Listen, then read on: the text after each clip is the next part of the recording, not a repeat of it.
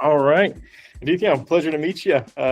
Excited to start talking about where you're at and what you're working on.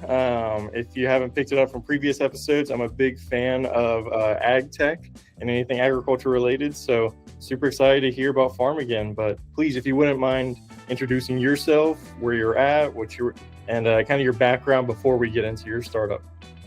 Perfect. Grant, thanks a lot for having me on this podcast. So I'm really excited to have this conversation with you. So I'm Adithyan. People generally call me Adit. It's a Sanskrit name, and quite familiar in Indonesian landscape. Also, a lot of Aditya is a very common name in Indonesia as well. I grew up in southern part of India in a city called Chennai. Not sure if you're aware of it. Used to be called Madras long time back. Come from a very humble family background, right? In what would generally classify as a lower middle income family in India. All my childhood, my schooling was all in Chennai. The only thing that I had in my mind was that I have to excel in academics. So that was what my parents told me. Academics was the only way to get to a better uni and then, subsequently a better life afterwards. At least that's what my family thought. I did well in school, and then thankfully I got a scholarship to pursue my undergrad at National University of Singapore, NUS. That was my first trip abroad, right? By the way, when I landed up in Singapore. Life has never been the same ever since I set my foot in Singapore. I have managed to travel to a lot of countries in Southeast Asia, mostly for work. And somehow I landed up in Indonesia. I think that's what we're going to discuss for the rest of this podcast today.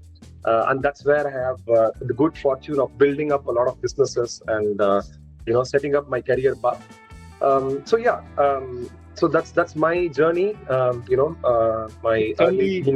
Before we move on to kind of Indonesia and FarmAgain, tell me about kind of your time in Singapore. Why go the agriculture? Why go that route in college?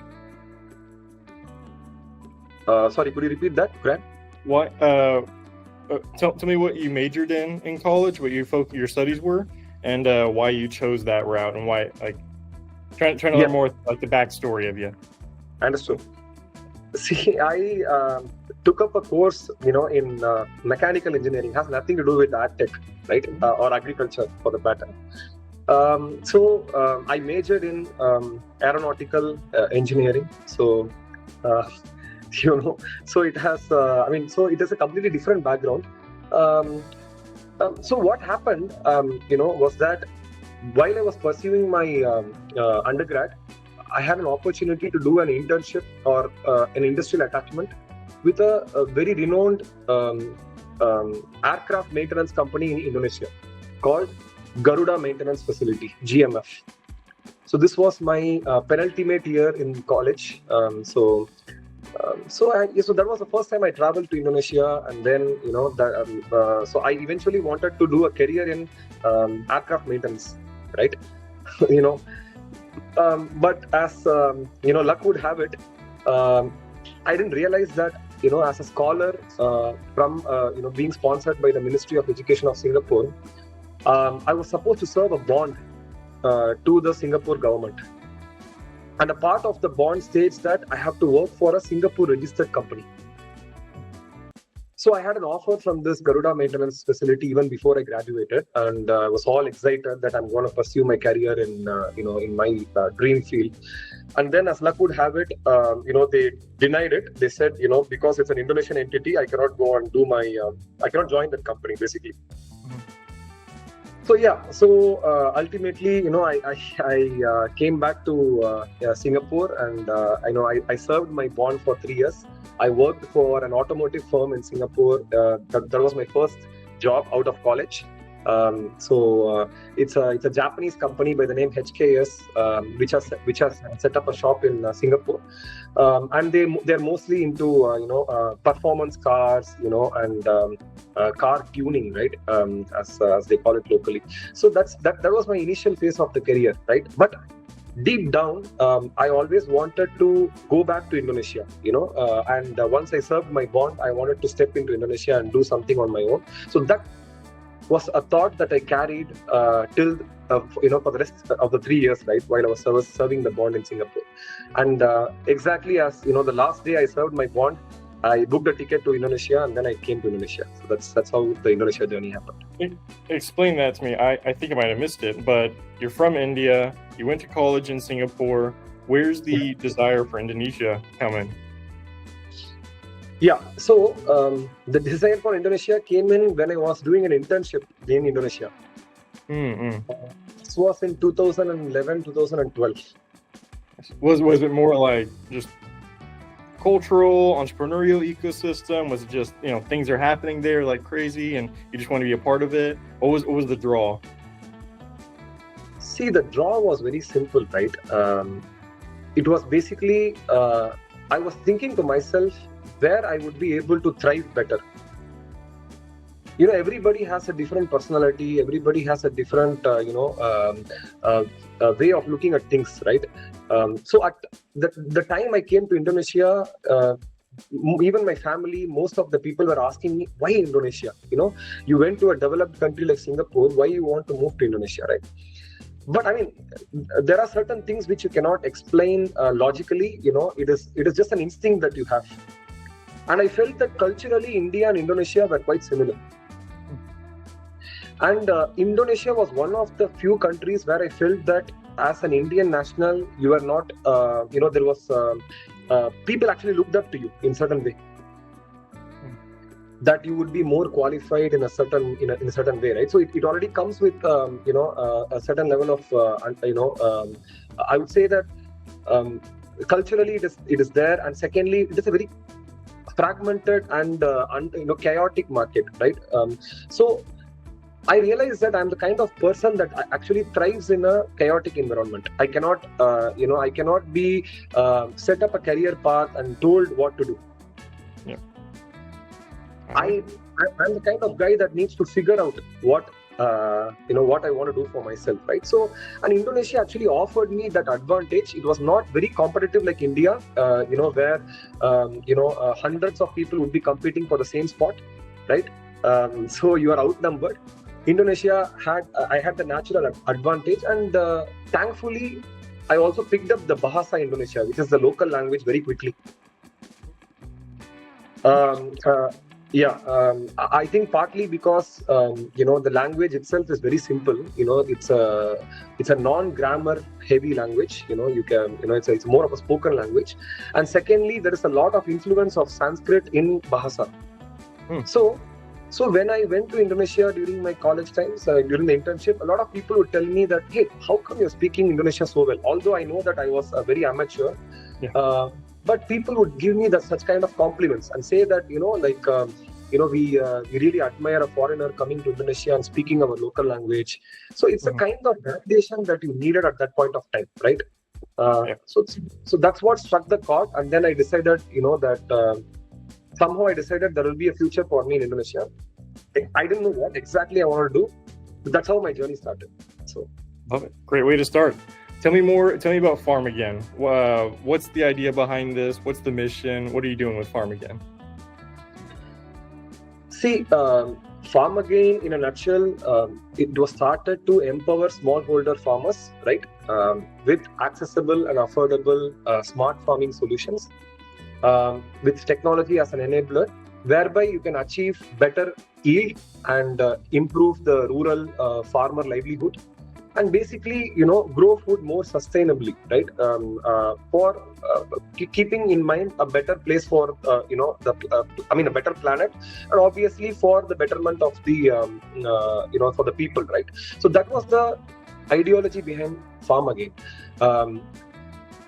So what happened was that, growing up in India, I was actually reading a lot of articles, which used to come almost on a periodic basis about farmers struggling to to continue their businesses, primarily because of a lot of parameters, right?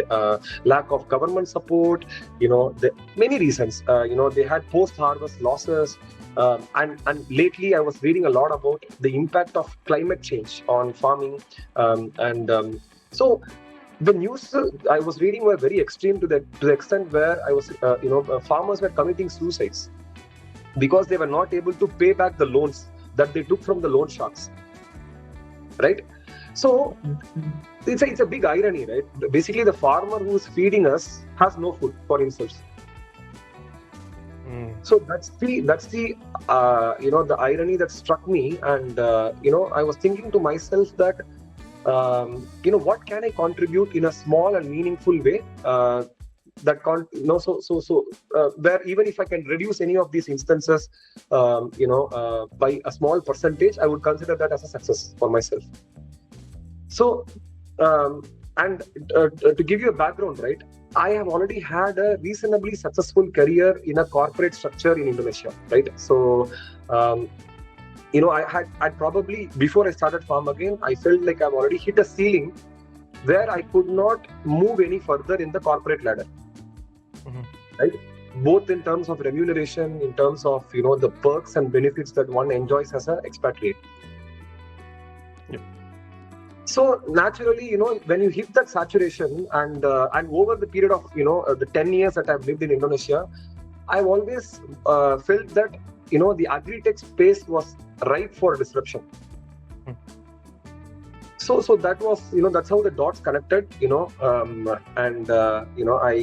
entered into building this company, FarmAgain. So, yeah. What kind of solutions does FarmAgain offer? Is it what sort of agriculture tech? Is it more monitoring crops? And I guess I should probably take a few steps back. What are the main cash crops that are coming out of Indonesia? What's the main things being produced? And then how is FarmAgain specifically helping those farmers? Perfect. See, Indonesia is a agriculture-driven economy, right? Agriculture probably contributes to double-digit, probably 13 to 15% of the GDP of Indonesia. So it's a very important sector.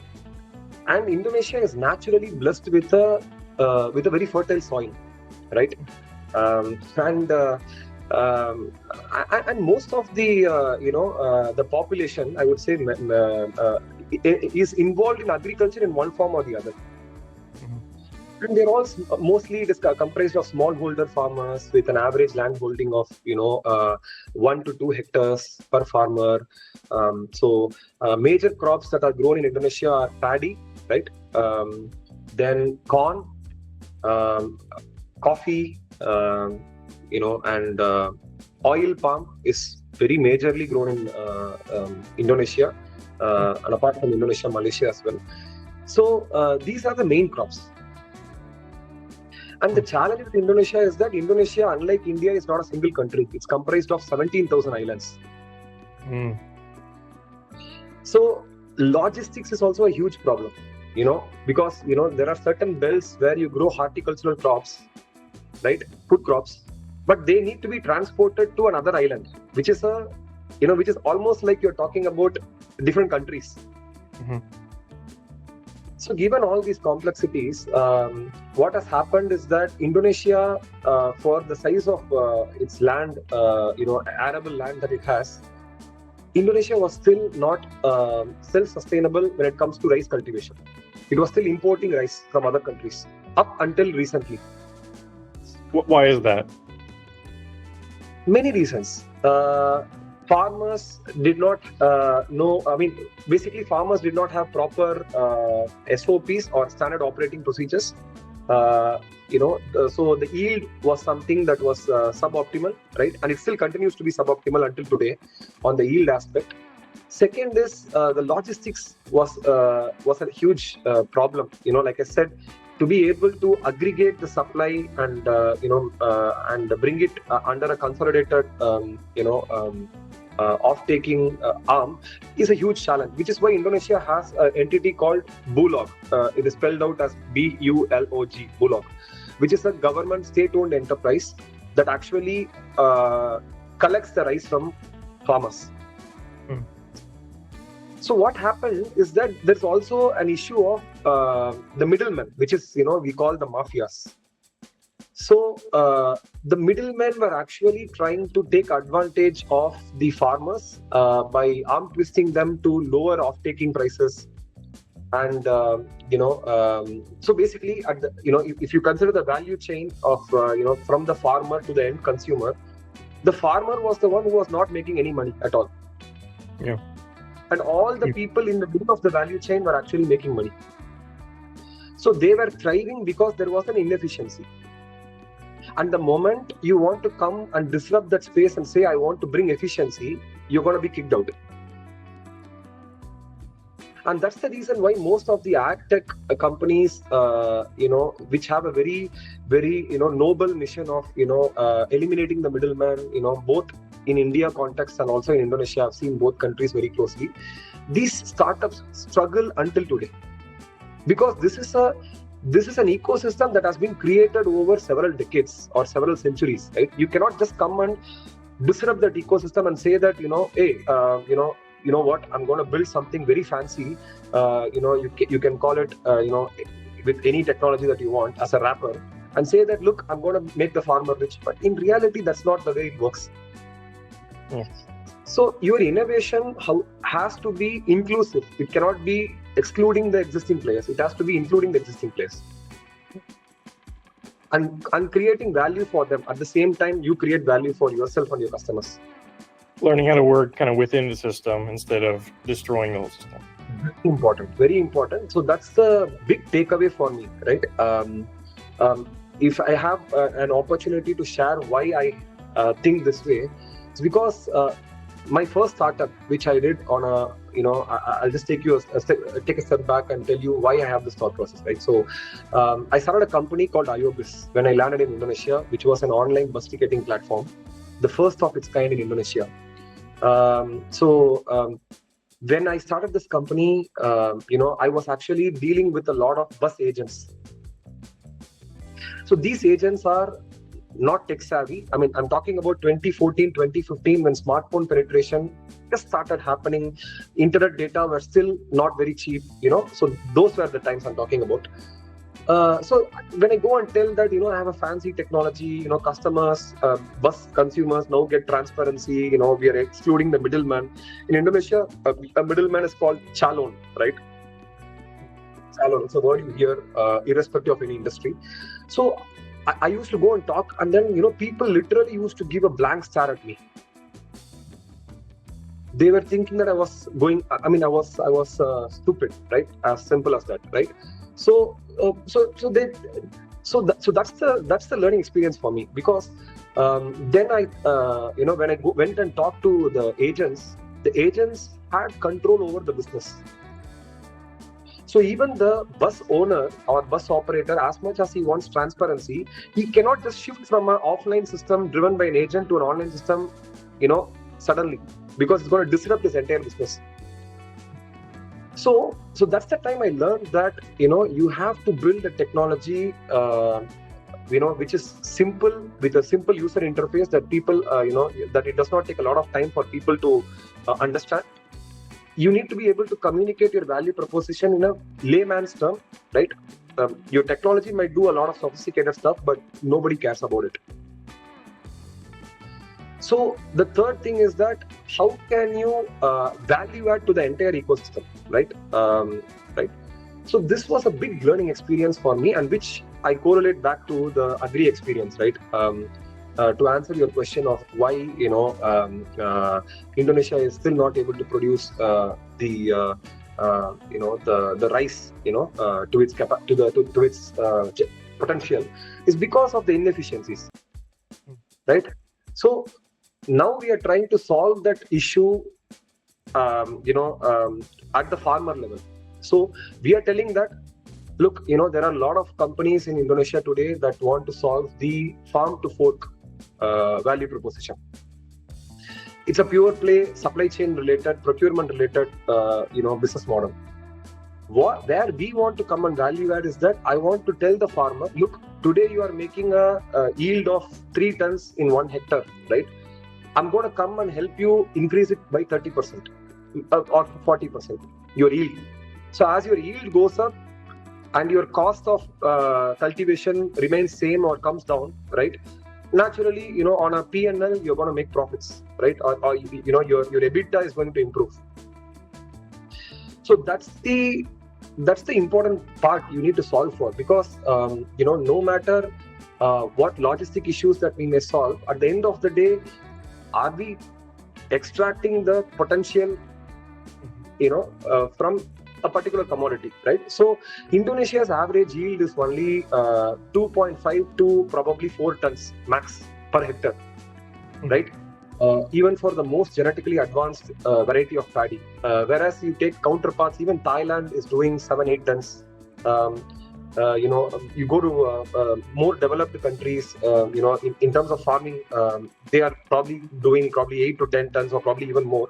So it's all about optimizing the yield and making farming become a little bit more predictable, right? Because today, when you do farming, there are so many variables. You have climate as a variable, you have pests as a variable, you have so many things that is not in your control, right? And when I say not in control, Indonesia is 99.9% is outdoor farming. It's not sophisticated greenhouses or polyhouses. So how are you able to control these variables, right? For that, you need to know what is the data that you want to see, right? So then the data becomes very important, such as is your soil acidic? You go to more developed countries, in terms of farming, they are probably doing 8 to 10 tons or probably even more. So it's all about optimizing the yield and making farming become a little bit more predictable, right? Because today, when you do farming, there are so many variables. You have climate as a variable, you have pests as a variable, you have so many things that is not in your control, right? And when I say not in control, Indonesia is 99.9% is outdoor farming. It's not sophisticated greenhouses or polyhouses. So how are you able to control these variables, right? For that, you need to know what is the data that you want to see, right? So then the data becomes very important, such as is your soil acidic? So then what can you do to neutralize the pH of your soil? Likewise, how much organic matter do you have in your soil, right? Then what kind of weather? So part of your service, you'll do soil testing as well? Yes, we do soil testing. We are able to tell them what is the mineral composition in the soil and what kind of nutrition protocols have to be created based on the available minerals and the commodity that one plans to grow. And likewise, the weather as a variable. We are seeing massive impact of climate change in Southeast Asia. I've been talking to a lot of paddy farmers. They're saying that the rainfall is the expected rainfalls have not come this year. But when the rainfall comes, it comes in a single big downpour where it's unprecedented rainfall that they have within a very short span of time, right? What earlier used to be evenly distributed across several months. Saw an impact of climate change, and I can see it visibly. Farmers are struggling to manage their water resources. So instead of regular rain, it's just one big monsoon. Exactly, it's one big monsoon, and what becomes very important is that right irrigation, right nutrition management is very important, right? So that's where we come in. We come in and say that, look, for your soil type, for your commodity that you want to grow, for the season that you plan to grow, you need a more intelligent way of doing farming, right? So that's the problem. The second problem that developing countries like Indonesia and India have is the shortage of labor. You might be wondering, hey, for a country of 1.6 billion people in India or 300 million people in India, how come you say labor is a problem? But most of the younger generation today don't want to do farming.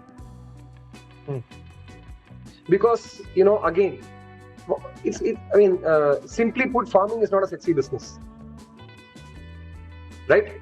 A lot of sweating in the field, left with nothing at the end, right? So what happens is now people prefer to be food delivery drivers rather than working in a farm. So the governments are trying to do several initiatives to bring back the younger generation into the farming, but you need to understand what will entice them to get into farming, right? So today youngsters are all dwelling on smartphones. They're looking through apps all the time. So, and they are the early adopters of a new technology. So obviously there is a lot of effort that needs to be put in to bring these people on board when you plan for the next 10, 15, 20 years, right?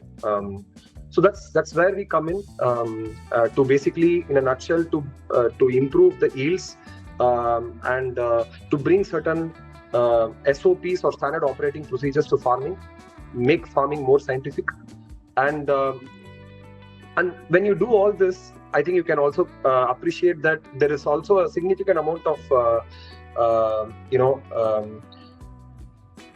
greenhouse emissions that we are saving from this process, because when it comes to precision, you're not wasting resources like water, you're not wasting resources like fertilizers, and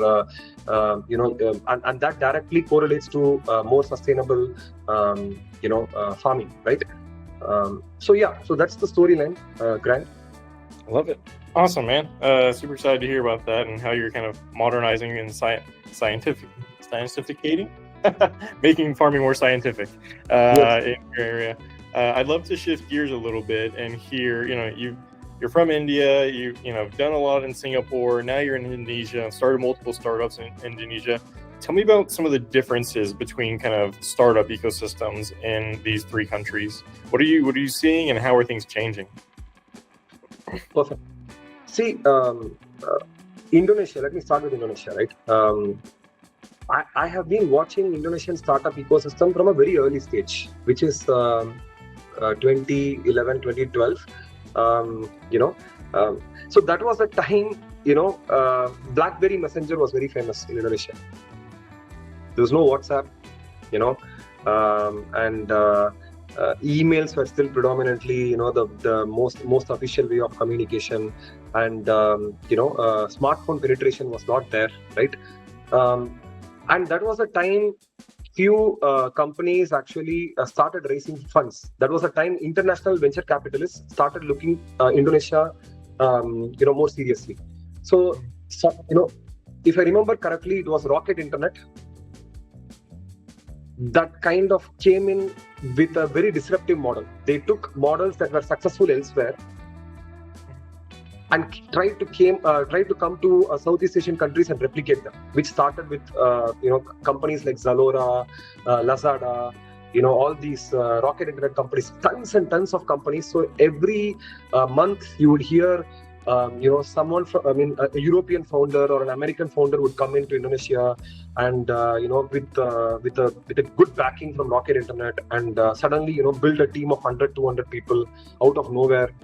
So that was how crazy the ecosystem was, and Rocket Internet, all credits to them, they burnt a lot of money to create a market. Category creation is very important. So, and basically, which is the reason why almost 80% of the Rocket Internet companies have to be eventually shut down or sell to other companies, because when the funding winter started happening at some point, none of these companies were profitable. Nowhere near to profitability, but all due credits to them, they were the pioneers in creating a tech ecosystem in Indonesia and other Southeast Asian countries. So So then what happened is, the early employees of these companies, Indonesians and non-Indonesians, when, they went on to start their own companies, which is how successful companies like Gojek was started. Gojek is a ride-hailing, startup, popular in Indonesia. Is an online, two-wheeler, started as a two-wheeler aggregation service, right? So that company, founded by a person who was an ex-Rocket Internet, startup senior leadership person, right? So I'm saying that's how this ecosystem evolved, and Indonesian companies actually started following the successful ideas from China, from India. Not to blame the founders, this was actually a playbook that was created by the venture capitalists. So what happened? So that was a thing, and amidst all these, so everybody started to becoming a super app, because like Alibaba was a super app, WeChat was a super app. What I mean by a super app is you start out with a single service and then you start cross-selling or upselling different services. So Gojek started as an online ride delivery service, and then they started doing online, sending therapists for, massage, for manicure, for pedicure at one point of time. Right? And at one point of time, both India and Indonesia started realizing that fintech was going to be a game changer. Because of the underbanked population, Indonesia especially. So the fintech model started gaining a lot of traction. All the super apps started applying for, the OJK license, or in other words, which is a regulatory, issue.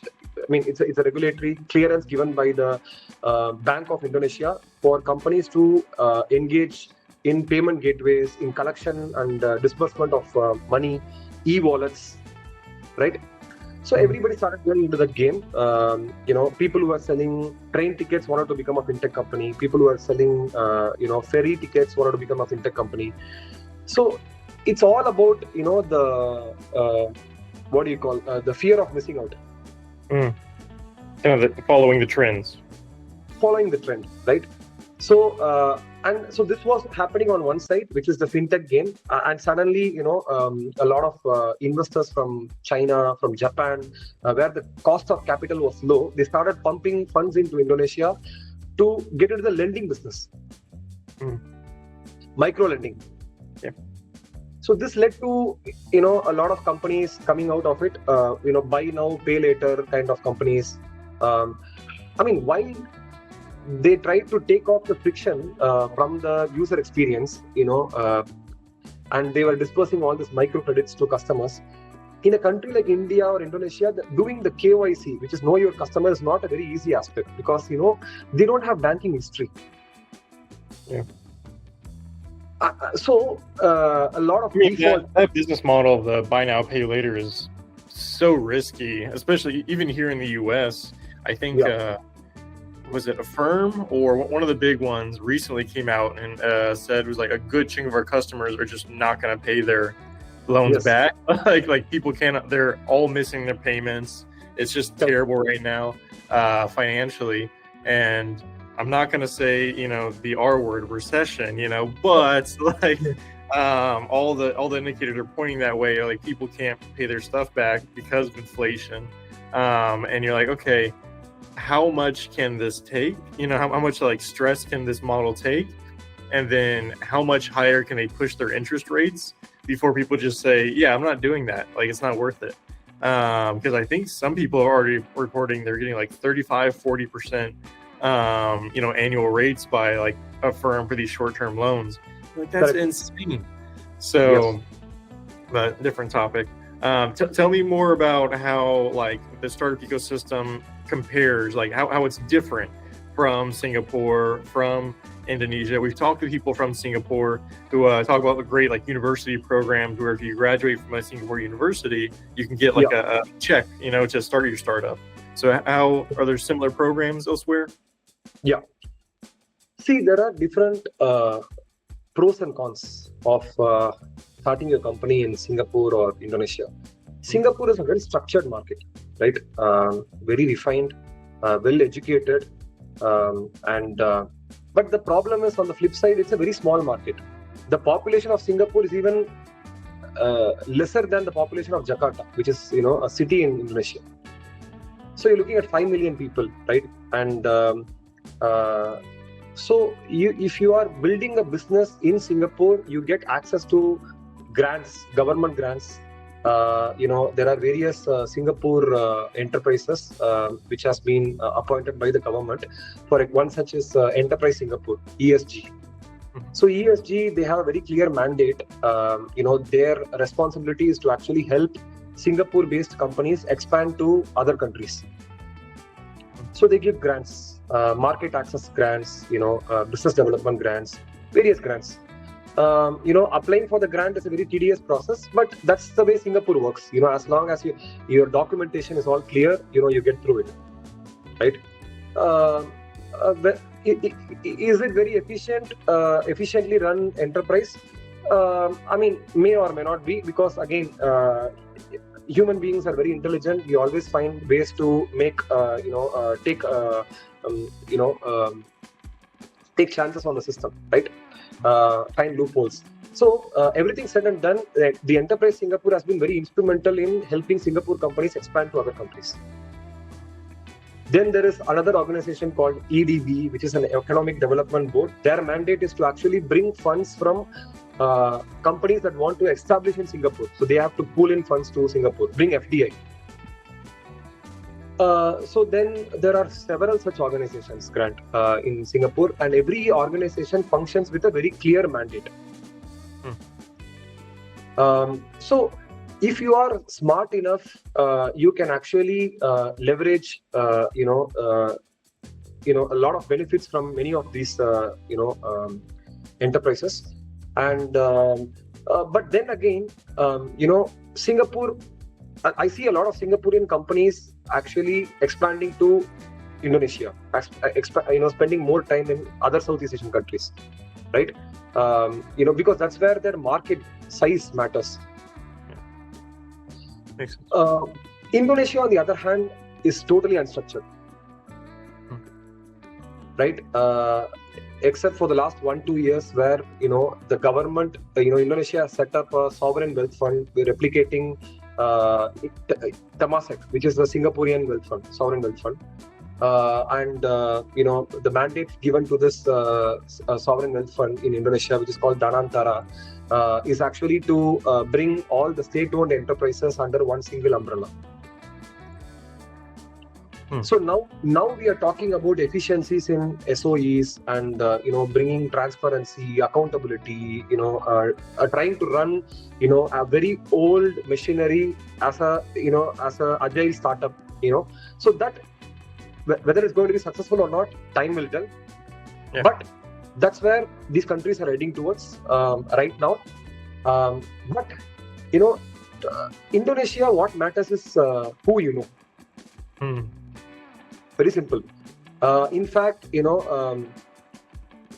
if you are from a certain ethnicity, if you are from a certain academic background, you are more likely to get funded. It's not based on the merit of your idea or based on your capabilities or skill sets. Yeah. It's more based on who you know. So that's the main reason why I would say Indonesia has not unleashed its potential.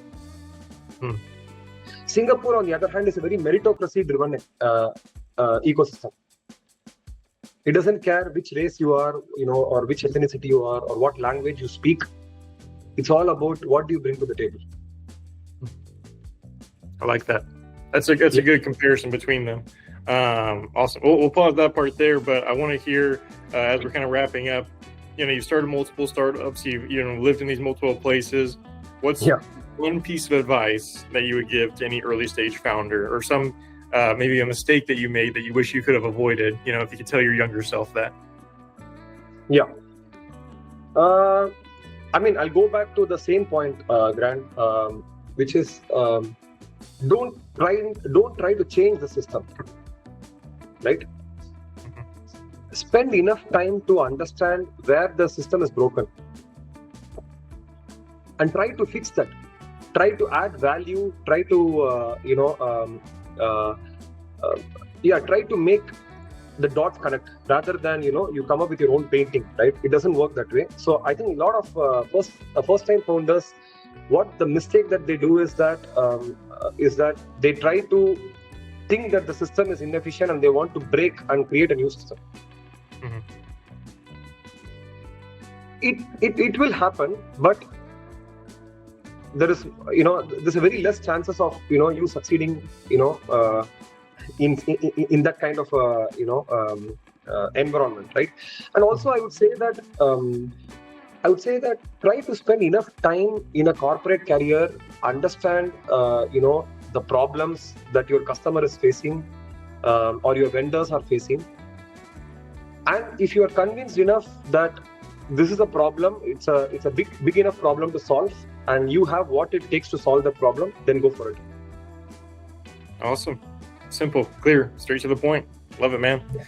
Awesome. Let's go. Where can people follow you? Just on LinkedIn or any better place to keep up with what you're doing? Yeah. So I'm actually mostly active on LinkedIn, right? I'm a very passive follower on other platforms like Meta. I don't really engage on those apps, but LinkedIn is a good place to follow me. Perfect. We'll put your link in the description. So thank you very much for your time today, Adithya. It was a pleasure to talk to you and learn about what you're working on and where you're at. So hey, thanks, Grant. Well, likewise, you have a great day, and look forward to connecting with you soon. Sounds good. See you.